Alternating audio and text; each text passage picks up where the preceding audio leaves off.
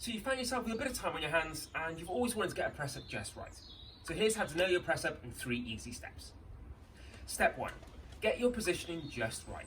Work out where your hands, your knees or your toes need to be to make it easier or harder for yourself depending on where you're at.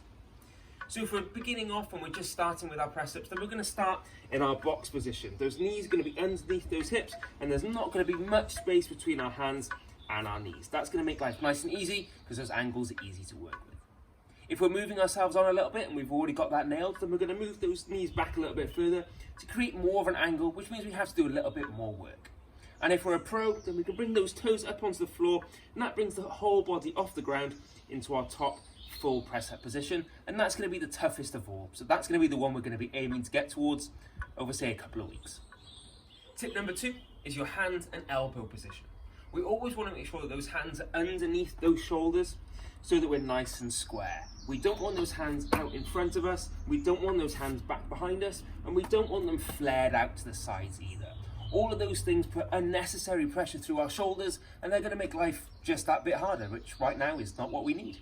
So we're going to make sure those hands are always underneath those shoulders, they're nice and square.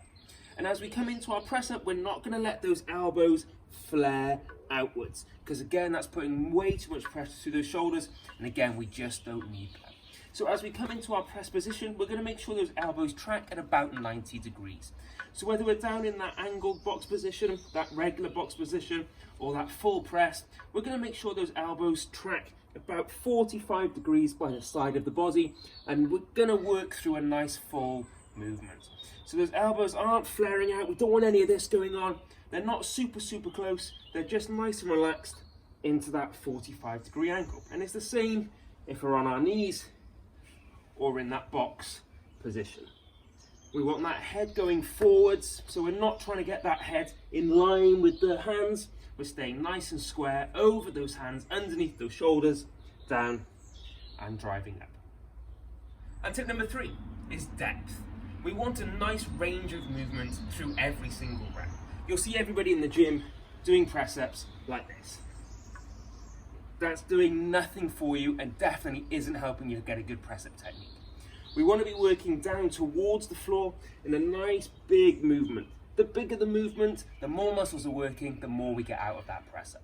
So again, if we're on our knees, we're looking to bring that chest down. We're keeping that head nice and fixed. We're finishing just off the floor and we're pushing straight up and through. If we're on those toes, same again, we're coming down towards the floor. We're stopping just short and we're driving all the way back up. We don't want to be kind of coming there and then stopping, coming here and stopping, or coming down here and just doing this and bouncing around. We want nice big movement every single time. So there we go, 3 easy tips to nail your press ups every single time. Think about your positioning, think about your hands and elbows, and think about your depth. If you get all of those things right and you progress through those press ups, you'll be getting them right every single time. So nice strong position, all the way down, all the way back up.